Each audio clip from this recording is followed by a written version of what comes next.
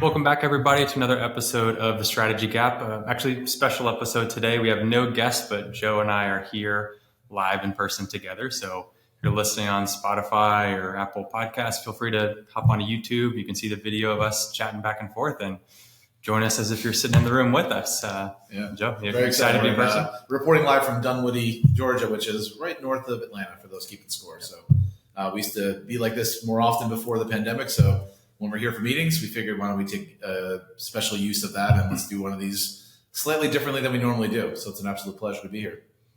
Yeah, and actually, topic for conversations today is based on an article you sent, I guess, maybe a month or so ago now. I think it's probably timely with what a lot of organizations are going through, kicking off the year, going through the planning cycle. And it was an article about some happenings at Disney. And I think anybody that's a fan of anything Disney or a fan of movies certainly knows that Disney couldn't miss when it came to movies, right? They had Star Wars, Marvel, and then as of late, things have started, taking a little bit of a turn. Well, what struck me with the article you sent me, and I'll kind of pull out my notes here. The article was titled, "Disney CEO says the Marvels failed because there wasn't executive supervision on set." So, think about that title and, expect what's coming from it.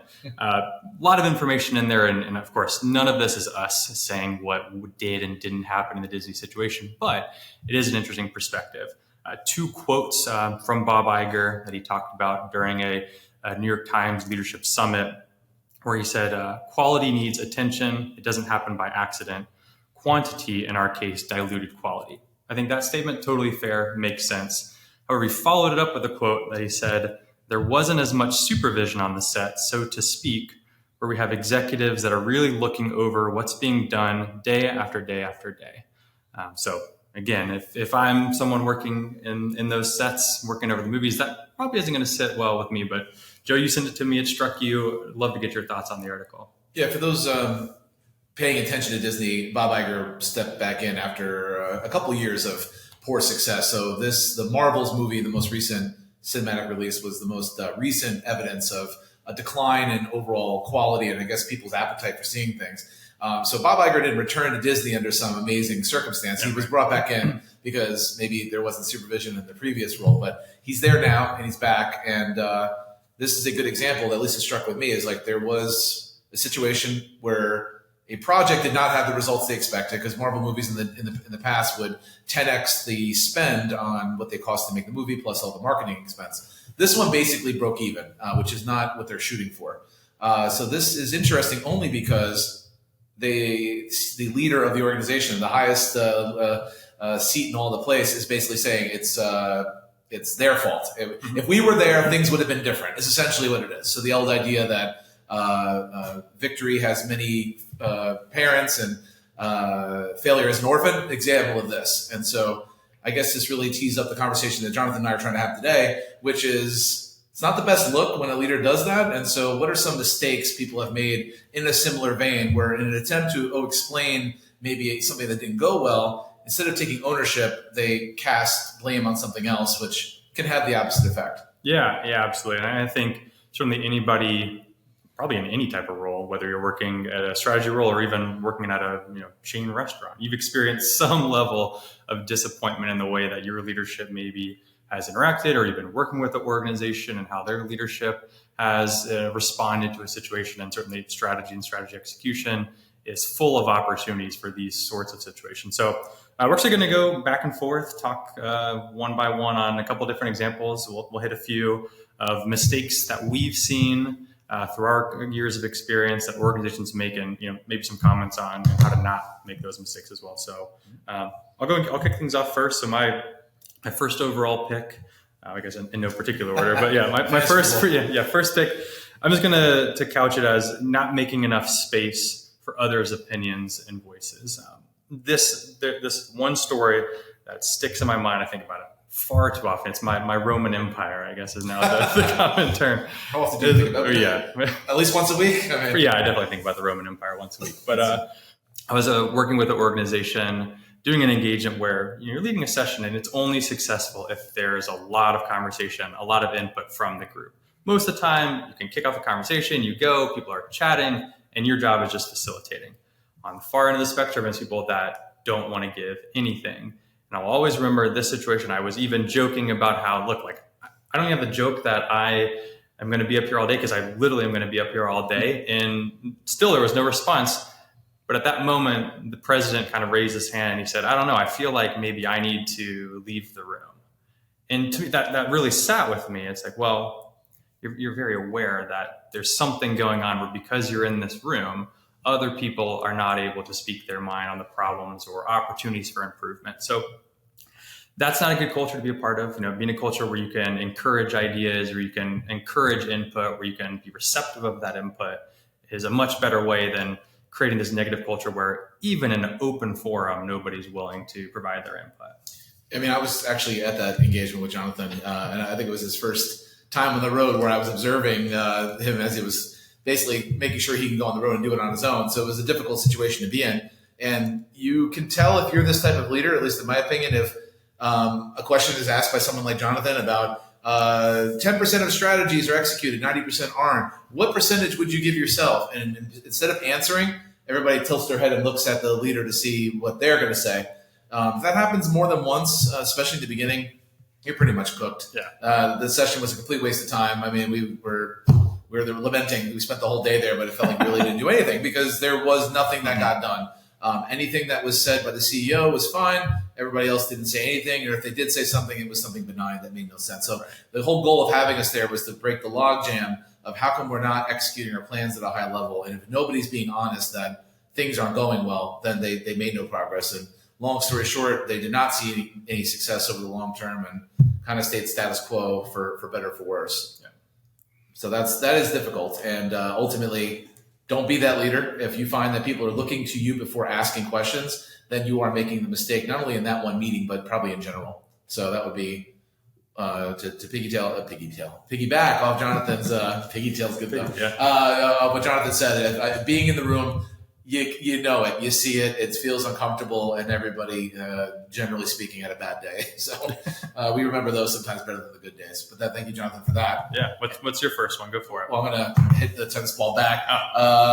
The one that I've seen is that many times when you're launching a new strategic plan, as we know, it's a large change management exercise. And no matter what that change management would be, it could be that we're giving everybody a raise and an extra 10 weeks of vacation. Somebody, no matter what, will always have something bad to say about it or will not buy in. And so a mistake that I've seen some leaders make, and it happens more often than you think, is letting the loud dictate for the rest of the people in the organization. So the people that are typically unhappy are the ones that are the loudest. And some leaders who maybe are unsure of the change themselves will use that as validation to say, this is an example of why we shouldn't be doing it. This person here must be representative of how everyone is feeling. And so therefore, I'm going to let them off the hook. And that usually happens when you're rolling out something that resembles new and different types of work. I need you to track your work that looks like this. I need you to report on something like that. Some people are very intimidated by that concept. So instead of just seeing how it goes and maybe giving their best foot forward, they immediately say, I'm not down for this at all, and I'm going to let everybody know.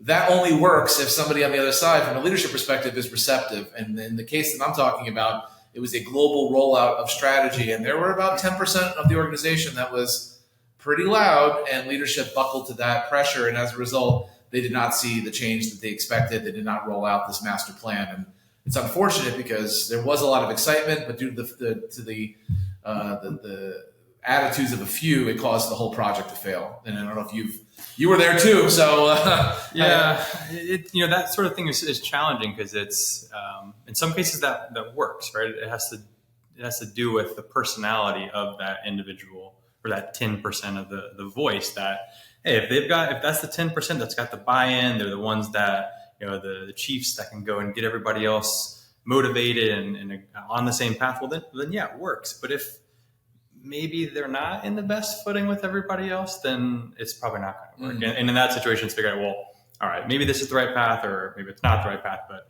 we need to figure out what the rest of the 90% thinks, or maybe not all 90%, but enough of the people to then understand if that is the right approach or how to get the rest of the group on board as well. I mean, there is some validity to that because ultimately, if a change is being rolled out, it doesn't always mean it's the right one. So you might be actually right in your opinion and raising your hand saying, I don't agree with this. I mean, there's pros and cons to that for your career, I suppose. But for the most part, let's assume, and in this case, quite honestly, the engagement we're talking about, they needed to go through this change because the organization was completely in a different kind of operating model and they needed to make structural changes. So I will go out on a limb and say in this engagement, the change was good. Mm-hmm. And even so, the people were against it. Not to say that you haven't been in organizations where somebody's advocating for change and all of a sudden you're like, this is completely contrary to I know what works. And I feel compelled to say something. And we're not using that as an example. It's when, generally speaking, if given its due, this strategy would be good.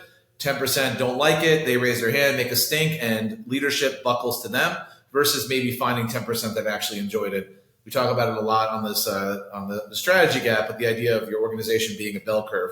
10% love everything, 10% hate everything. The middle 80% could be swayed by either side. And unfortunately for everybody, sometimes the squeaky wheels are the ones that get the attention, and it causes the ruin of some really great strategies that could have been fantastic. Yeah. So back to you. What do you got? Yeah. And next up, honestly, it's good transition here. What happens if you don't get enough input? Sometimes you overcorrect to getting too much input. So my next one is don't overcorrect and get too much input. Perfect example of this is situations where we said, all right, we're starting our strategic planning process. We're going to go to each location and do these town hall meetings and get all this input, and fantastic ideas. Definitely do that. The issue comes to how do you then use that information? And typically one of two things either happens. They have their plan is finalized and they open it up and there's 1,000 items that it's way too long to actually ever be done. And that's because they want to do every single idea. They think that just because someone had an idea, they have to go forward and do it, or they're going to disappoint people because they got this input. They're not actually able to do that. So that's one example. The other example is they do all these town halls and they unveil their plan and they didn't take any input from the actual things. And that's probably actually even worse. You should have just not even done the town hall because you're giving these people the impression that, hey, your input matters, your ideas matter. We want to collect this because we're going to use it and how we proceed forward. And oh, by the way, we didn't actually do anything that you said we should do. So it's a balance, right? You want to be there. You want to feel like people are involved in the process. You want to get their input, but you also need to be prepared to make those tough decisions around, of all these ideas, what are we going to do and what are we not going to do? And making sure that you're communicating that to people afterwards so they actually do feel involved in that process. Yeah, I think what you're speaking to is the idea of authenticity, being authentic. I worked at a large unnamed pharmaceutical company for a number of years before joining Achieve It, and we had town halls all the time. They loved getting our feedback. But guess what? Any questions that you wanted to ask had to be submitted ahead of time and approved. So they made it seem like the questions being asked from the audience were spontaneous because we'd all funnel into the big conference room at the world headquarters in beautiful New Jersey, and the questions were definitely not approved. Even there's probably questions from the executives, probably what we're approved. Exactly. I think sometimes they would tell people, "I need you to ask this question," and we walk up to the mic. So everybody knew that was the case. And to Jonathan's point, none of our feedback really then changed anything. And actually, I had quite the opposite. If you had some real feedback that was deemed to be negative, you were not long for the world there. So to the point, if you're going to do a town hall and it takes a lot of effort to do it right, and try to do something that resembles being authentic to say, we took your feedback and we applied it. Or, no offense, your feedback wasn't so great. We tracked it down and we did our due diligence. It just doesn't seem viable. Let people know that their feedback actually was taken. And it doesn't take much to do it, but some people are scared of having that conversation saying your baby is ugly and we're not doing your strategy. You got to have it. Yeah, at a minimum, just close the feedback loop, right? Nobody wants to be uncertain about what happened at the end of it. So whether you're going to do it or whether you're not, at least let people know what you did and why or how you came to that decision. Exactly. And I think kind of a slight variation of what Jonathan's talking about is what I've seen is that many times when we're doing implementations and for those that are listening, Achieve It helps organizations with our software, but we also have services that allow for the software to be utilized because the software needs to have a strategic plan that is in a good place for it to be utilized. And as a result, sometimes it needs a little bit of TLC. So what we do is we'll schedule a launch event with our clients where we'll come out and we'll visit and we'll spend the whole day with everybody. And we'll have the senior executives show up. We'll have anybody who's in charge of the strategy show up. And I'd say it happens more often than I care to mention. Day of, let's say, the senior leader says, I had something come up and I can't join anymore. And so now you're in a room full of people that don't have the validation from the person whose idea was it to be there in the first place, especially when that leader was probably the one that signed off on the project. they didn't make the priority of being in the room that day. And it sends a terrible message. And I know sometimes stuff happens. So for those, don't get too upset with me. I understand stuff happens. I get it. But sometimes what we're talking about is I'm scheduling 4 or 5 weeks out. So yes, things could happen, but it's not like I put the meeting on their calendar the day before. So the moral of the story is that leaders that don't make the effort to be there and also fully participate in the day are really doing themselves a disservice and are telling everybody in the room that they could probably hold their breath and this thing will go away. And that's opposite of what you should be doing. Yeah, I'd be interested in kind of your perspective on that is why aren't those leaders involved most of the time? Is it genuinely because they don't care? Are they so busy, or they claim they're so busy and then they're out of the organization 6 months later? Is there any common trend to that you've seen? Well, I wouldn't be a consultant if I wouldn't say that it depends, John. Yeah. But no, it depends. I mean, I think sometimes, yes, there are situations, especially with a lot of healthcare clients, there could be actual issues that pop up where the Joint Commission's knocking on your door that day and they're doing their audit unannounced. Yeah, that's a good reason for it. Others may be busy, but they've prioritized the wrong thing. So the fork in the road has appeared, and it's like I can join this other thing, or I can do this kickoff event, and they'll choose the other thing. And I guess the point I'm making is that them not being there is going to be detrimental to the whole process. And many times you can't answer the questions that people are asking. Like, well, why was this strategy selected? And the person who selected it wasn't actually in the room. Therefore causes problems. So to Jonathan's point, the question I should say, I've seen a litany of excuses as to why people haven't shown up, but ultimately none of them are really that great, to be honest. You should be there. And if you can't be there, I'd rather you cancel the meeting and we can rebook our flights for another day. I'd rather delay it by a week or two or even a month than to go there and do it without that person there. It's a waste of time for my team and anybody else who's there. Yeah, I'd argue, I don't know if this is a controversial opinion or not, but I'd argue the number one thing a leader can do with strategy and effective strategy execution is just to enforce that it matters, right? Yeah. And just to make sure that people don't forget about it. You can go through all different processes, you can try all different sorts of strategies, but it's going to fail if you're not committed to it. And the first thing you need to be committed to it is to be present, right? Be there, help with the decisions, help with the conversation, facilitate that. Because if you're not, well, then you're not going to be involved later. Nobody's going to think it matters. They're just going to hold their breath. And when they let go, it's going to all be gone. Yeah, because by you, and not to get on my soapbox, but for you as a leader to say the strategic planning summit is not worth my time and we somehow have it all figured out. Any business, my business, any business, we don't have it figured out. Where if you look at a 10-year time horizon, you look at the S&P 500, the amount of companies that come on and off that list on a regular basis just because of poor performance would blow your mind. Anytime you're really interested, go check at household names that are no longer being traded on the NASDAQ or the S&P 500 or in the Dow Composite just because their market cap isn't big enough or they had some sort of operational failure. Household names where if I would have transported you back 10 years ago and said X, Y, and Z company is going to fail, you would laugh me out of the room. It happens more often than we need to, and than it needs to. And many times it's because it's a failure to innovate. Mm-hmm. They're so comfortable with their current results, operationally speaking. Hey, look at our net income. It's so good, and our market share is improving. No doubt that could be the case for today. But when we're talking about strategies, it could be 3 years from now, and that could easily not be the case for you anymore. I think the most interesting example of that would be currently the merger trying to happen with JetBlue and Spirit Airways. I mean, Spirit Airways, for the most part, was a belle of the ball when it came to financial performance and all the things that come along with being a budget airline. But over the course of a few years, they've lost their ways, and the only way out of the jungle for them is to be acquired by JetBlue. Right now, with the various things that are happening, it's either they go out of business or they're appealing the merger with the Federal Trade Commission. So that's not the best place to be. 10 years ago, 8 years ago, Spirit Airlines was one of the best, well-run companies on the planet, and due to a variety of market factors, they're no longer exactly where they need to be. So, and they didn't have a panel fly off their airplane either. That's true. And they're still, they have a couple Boeings, but not that one. Yeah. My flight here, by the way, was canceled because of that door. United Airlines has about 40 of those planes. So it shows you what a failure in strategy across the board, the actual ripple effects. And maybe the Boeing exec missed that meeting that day. Who knows? Yeah. All right. We'll keep going. We'll do a few more here. Number 3 for me is poor communication after the plan is finished, right? So we've actually been talking a lot so far about, all right, what are all the things we're doing to get the plan created, to get the plan launched? And I'd say for the most part of the entire process, normally organizations have it figured out at the beginning, right? Building that plan. But then they say, they have their follow-up town hall. They say, here's our beautiful plan. our beautiful, beach or lake here that keeps changing behind us. Yes. Oh, this is our nice plan that we're going to be accomplishing. And they roll it out, all this excitement. They throw a virtual party or some party in their office about it, and then nothing, right? Nothing happens afterwards. So maybe for a month or a quarter they do a follow up, but future all company meetings go on. There's no mention of that plan and how it goes. So maybe it's still being executed in a small group, right? Leadership team's still focused on it.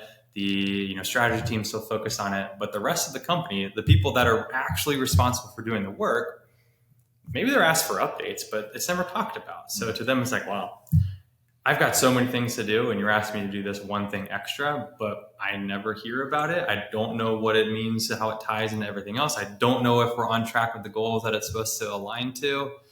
So yeah, I'm probably not going to waste my time doing it. Yeah, I mean, people are going to spend their time on the things they think are going to be beneficial, mainly to them. I mean, we're not dealing with a bunch of altruistic folks that we're working with. We're all working at organizations for a variety of reasons, but one of them is to ensure that we have the best career, and that leads to all the wonderful things. So if we're like, what on my desk can I take care of that's going to have the biggest impact? If me working on the strategic plan is of no matter to anybody, then I'm not going to do it. So you have to incent people to get this work done. And that could take the form of compensation packages. That could take the form of recognition. There's a variety of ways from no cost to quite a bit of cost that you can do to put things in place to drive behavior. Because any incentives you put in front of people should be there to drive behavior. That's why salespeople that you work with are such interesting people, because they have one of the best incentive programs you could possibly have in front of them, which is you sell more, you make more. So with strategic plans, if it's just, hey, do this and it's extra work and there's no upside, then nobody's going to really pay attention. And especially if you're not communicating it, forget about it. That's even worse. I mean, so think about what you could be doing that would allow for people to actually pay attention to the plan and stick to the plan in terms of keep their attention. And that would be through regular communication, like Jonathan mentioned, and putting some sort of incentive program in there to get people's attention. Sometimes it could be just recognition based. That's the lowest rung of cost. And then you can obviously go from there. So that would be my recommendation. And sort of in a similar vein, one of the mistakes that I've seen people make time and time again is that leaders will sit in front of their group and say, I want you to be honest with me when we start making status updates. So if something isn't going well, I want you to mark it something other than green. I want you to mark it yellow and red. And then as soon as somebody marks it yellow and red, they lose their mind. They press the button that opens the trap door, and then they feed the employees to the crocodiles. The moment that happens, then no one's ever going to do it again. Yeah, absolutely not. So promises made, promises kept. If you say, I promise I won't get mad, it's like on sitcoms. Tell me what's wrong. I promise I won't get mad. And then they tell them, they go, I thought you weren't going to get mad. That's exactly what we're talking about here. So you have to, as leaders, resist the urge. Not to say that there aren't some sort of edge cases where somebody's ineptitude caused you to get mad. But when I'm talking about somebody saying this really difficult change initiative project is off track for these 5 reasons, and they're being honest with you, you have to really reward that honesty and put them on a pedestal. If you don't and you get mad, then no one's going to be honest with you, and you're just going to be working through fake info, basically. Yeah, it's the cheesiest example, but people always love the analogy. Is that you get a project that's called a watermelon, right? It's green on the outside, but it's red on the inside. They're saying everything's going nice and swimmingly, but things are on the verge of disaster, and they're just too afraid to say anything. So the more you can encourage. It's not even encouraging honesty, to be honest. I think that the better way to think about it is, how are you going to use status reporting in your status to surface things for conversation, right? Whether it's in a weekly meeting, whether it's in a monthly meeting or an executive meeting, use the statuses to drive certain levels of communication. It doesn't necessarily have to mean that something is going wrong. It says, hey, look, I'm working on this project. There's a delay that's out of my control. I'm going to mark it as yellow because I know that that's going to get to the attention of the senior leadership team. And now we can actually have a conversation about it as a group that's beyond me. The framing it that way makes it less like, hey, this is my problem that I can't handle, and more like, look, this is an organizational problem. We need help, or else this is not going to be accomplished. Yeah, I mean, the good example of this would be Mark Benioff, the founder and CEO, or co-founder, I suppose, of Salesforce. Manages a multi-billion-dollar company, and if you go to pretty much any city in America, you'll see a Salesforce tower, most beautiful of which obviously being San Francisco. If you can go to the top of the tower, it's the Ohana floor. It's open to the public. I'd highly recommend it. It's beautiful and free. But the way that he manages this multi-billion-dollar business with multiple diverse business units, we're talking Slack, we're talking Tableau, we're talking about Salesforce and all the different clouds they have available to them. There's leaders for each. And his philosophy, for the most part, is that he sits down with each of those leaders at the beginning of the year, and they then set ambitious targets. So top line, bottom line growth, whatever that may be and what that might look like. And they agree upon what those targets are. Typically, they're pretty ambitious because that's the type of people he wants there. So we're saying 20% growth, let's say. If you are meeting those targets, you're doing well. He meets with you once a month. In that time period, during that one-on-one that you have, you could talk about things that are going well or maybe some things that you need. If you are not hitting those targets, you now have weekly meetings. And those weekly meetings happen until you either right the ship or you're probably no longer with the organization. So that's a bit of a pressure cooker, but think about what that message it says. It's like, I am going to make the time for you. Whereas if you are doing your thing and things are going well legitimately, not just you feeling it, but you can point to numbers, I'll stay out of your way, you do your thing.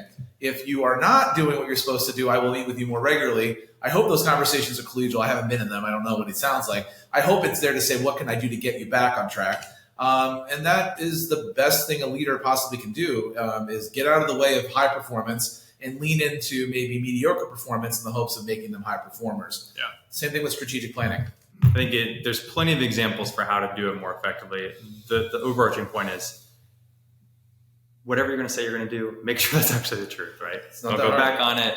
Don't, change. It can be an emotional situation, but make sure your employees and you are on the same level with what it means. I think maybe I have time for one or two more. Yeah, let's do one or two more. All right. Let's see which one I'm going to do.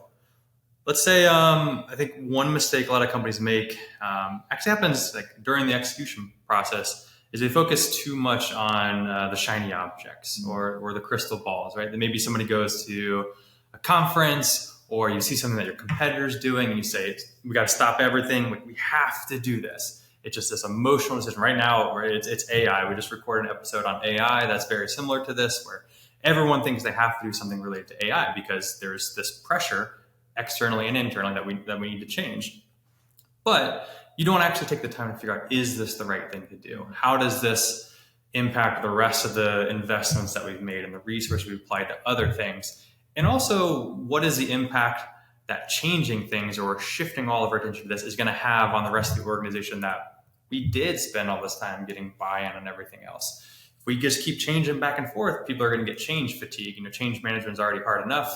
Getting that fatigue, well, they're not going to listen to anything that you say because they're just going to be ready for it to change again, and they're not going to invest that time. So I think, staying true to the course, if you need to make an adjustment, of course, make an adjustment, but it needs to be logical. It needs to be planned out. There needs to be trade-offs and return on investments thought about how you're switching these resources around, and then also clearly communicated what, how, and why.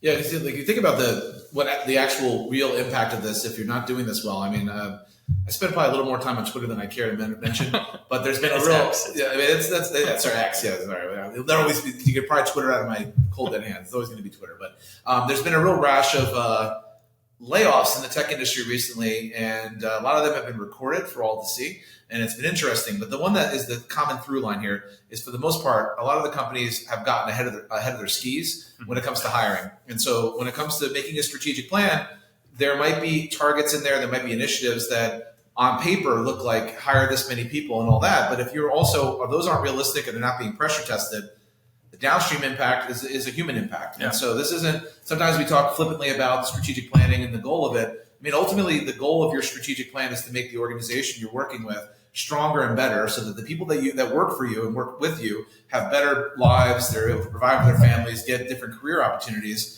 And the people that you serve are getting better service, better products, and it makes their life better. That's the only reason why any of us are doing this. So when the strategic plan is not executed to the highest potential, the end result could be the opposite of that, which is layoffs and things like that our customers not getting the best product possible. And that ultimately is what leaders, that's your main job, right? Is keeping the bus out of the ditch. And that takes many forms. But most of the time, throwing your employees under the bus, like we talked about at the start of this, saying that their failure was their own. If only I had been in the room, we would have been successful. Rarely is something that's going to allow for any sort of goodwill and long-term uplift. So I guess the moral of the story is be authentic. If you say you're going to do something to John at this point, if you're going to send a Friday note, send the Friday note. If you're going to have town halls, make them real. Actually listen to people and follow up on what you learned, and make sure that if the plan sometimes is veering off into a bad direction and somebody's telling you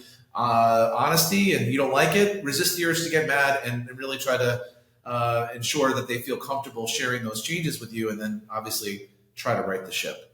So this isn't easy, but it's necessary. Yeah. Honestly, nothing to add to that. Look at that. We solved the world's problems today, Jonathan, I must say. Yeah. Anything else you want to add in, or? No, I think we're good. So ultimately, what it comes down to is that most of this is not as complicated as people make it out to be. It's the basic blocking and tackling, and a lot of it comes down to communication. You look at the 92% of an effective project manager's job is effective communication, internally and externally, and communication on a clockwork schedule. So if you take anything from today's conversation, you'll notice that many of the things that we brought up today could have been solved with simply better communication. So just keep that in mind, that could be easy or it could be hard. That depends on you. And we're going to explore these topics with our guests in the future, but we thought, why not actually have a little fireside chat today? My close is just it's straightforward. This is be a human, right? Yes. Don't try to be in your ivory tower, whether it's real or in your head. Think about the times that you were in the roles of the rest of the organization and the decisions that leaders above you made that you didn't like, and don't repeat those mistakes. Just think about the rest of the organization as well. But yeah, I think it was a lot of fun, Joe. I enjoyed it. We'll definitely have to do this more. For those that were watching the video, you got to see our background change a few times. So audio, you can imagine what that looked like. But we rolled through it, But we'll do more of these in the future. And thanks for listening in. Thanks, everybody.